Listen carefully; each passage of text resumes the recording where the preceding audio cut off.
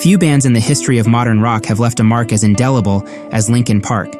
Rising from relative obscurity in the early 2000s, they redefined what it meant to be a rock band, blending genres, emotions, and raw energy into a cultural force.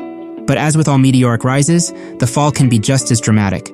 This is the story of Linkin Park's ascent to greatness, their controversies, heartbreak, and their attempts to find footing in the wake of unimaginable loss. What's up, Insomniacs? Jake from Sleepless Records here. Today we're going to be taking a look at the tragic downfall of Linkin Park. Before we jump into the video, hit that subscribe button and join the Sleepless Society today. And now, without further ado, let's jump into the video. Linkin Park's story begins in the sunny suburbs of Agoura Hills, California, where a group of aspiring musicians sought to create something that stood out in the late 1990s music scene. Formed in 1996, the band's original lineup consisted of Brad Delson, Rob Borden, and Mike Shinoda. Through various lineup changes, they eventually welcomed DJ Joe Hahn, bassist Dave Phoenix Farrell, and, most importantly, vocalist Chester Bennington. Chester was the missing piece. His ability to seamlessly transition between guttural screams and melodic vulnerability became the band's emotional backbone. It wasn't just his voice. It was his raw honesty that resonated with listeners. Their debut album, Hybrid Theory, released in 2000, was a revolution. The blend of Shinoda's rap verses, Chester's searing vocals, and the new metal production set them apart. Hits like In the End and Crawling weren't just songs.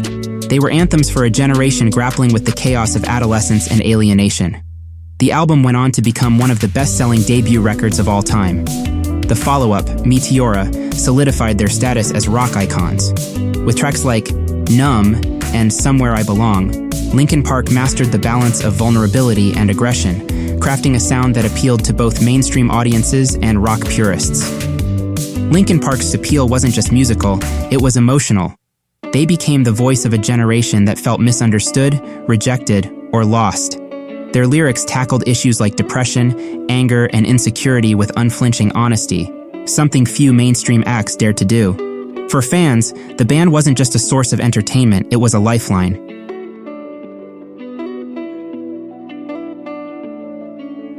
As the 2000s rolled on, Linkin Park wasn't content with sticking to their nu metal roots.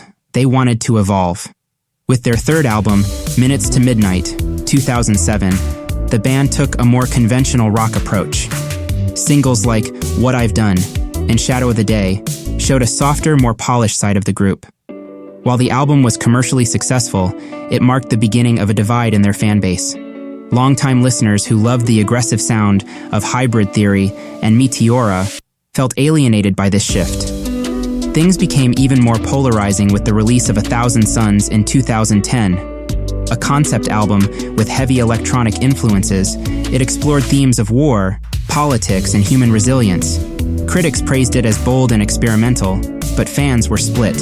The aggressive, angsty edge that defined their early work seemed to have given way to a more introspective, artistic direction. Part of this shift was due to the changing music industry. By the 2010s, nu metal had fallen out of favor, and bands were under pressure to adapt or fade away.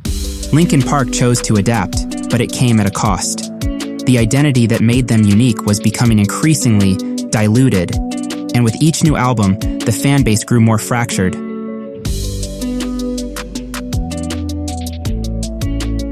While Linkin Park maintained a level of commercial success throughout the 2010s, their experimentation wasn't the only challenge they faced. As they moved further away from their nu metal roots, critics and some fans accused the band of selling out.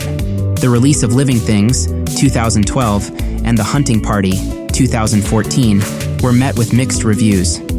While the latter attempted to return to a heavier sound, it felt, to some, like the band was grasping at straws to regain their earlier relevance. The backlash reached a peak with One More Light, 2017, an album that leaned heavily into pop influences. Songs like Heavy sparked outrage among longtime fans who felt betrayed by what they saw as a blatant attempt to pander to mainstream audiences. Behind the scenes, Chester Bennington was battling his demons. In interviews, he spoke openly about his struggles with depression, addiction, and trauma stemming from abuse he endured as a child. For years, Chester was a beacon of strength for fans, using his music to channel his pain. But even as he offered hope to others, he was quietly drowning. On July 20th, 2017, the world was shocked to learn that Chester Bennington had died by suicide at the age of 41. His death came on the birthday of his close friend Chris Cornell, who had also died by suicide earlier that year. The loss sent shockwaves through the music community and beyond. Fans, many of whom credited Chester and Linkin Park for helping them through their darkest moments, were devastated. For the surviving members of Linkin Park, Chester's death was more than just the loss of a bandmate. It was the loss of a brother. In a heartfelt statement, they described him as someone who brought joy to the room and whose absence leaves a void that can never be filled. Fans around the world held vigils, lit candles, and shared stories of how Chester had touched their lives. The band itself organized a tribute concert, Linkin Park and Friends Celebrate Life in honor of Chester Bennington, in October 2017, featuring performances from artists like Blink-182, Korn, and Alanis Morissette. But the question loomed, what would become of Linkin Park?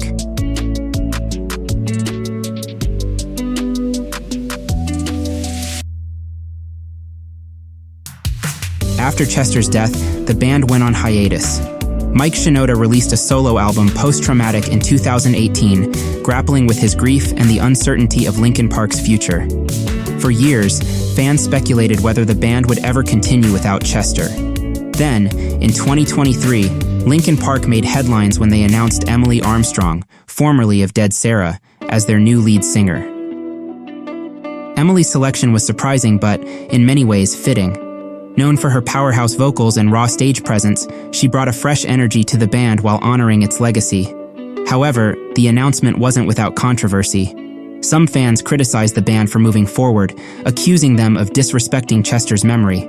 Others argued that the band had every right to evolve and that Armstrong's addition could usher in a new era for Linkin Park. The transition has been anything but smooth. With new music and tours on the horizon, the band faces the daunting task of balancing their iconic past with a reimagined future. Some fans have embraced the change, appreciating the courage it takes to carry on in the face of such profound loss. Others remain skeptical, feeling that Linkin Park without Chester isn't Linkin Park at all. If there's one thing Linkin Park has always stood for, it's resilience. From their groundbreaking debut to their willingness to experiment, they've never been afraid to take risks, even when it cost them. Whether Emily Armstrong's tenure with the band will cement a new legacy or further divide the fan base remains to be seen. But one thing is certain, Linkin Park's story is far from over. Don't forget to like, subscribe, and hit that bell for more deep dives. See you next time. Good night.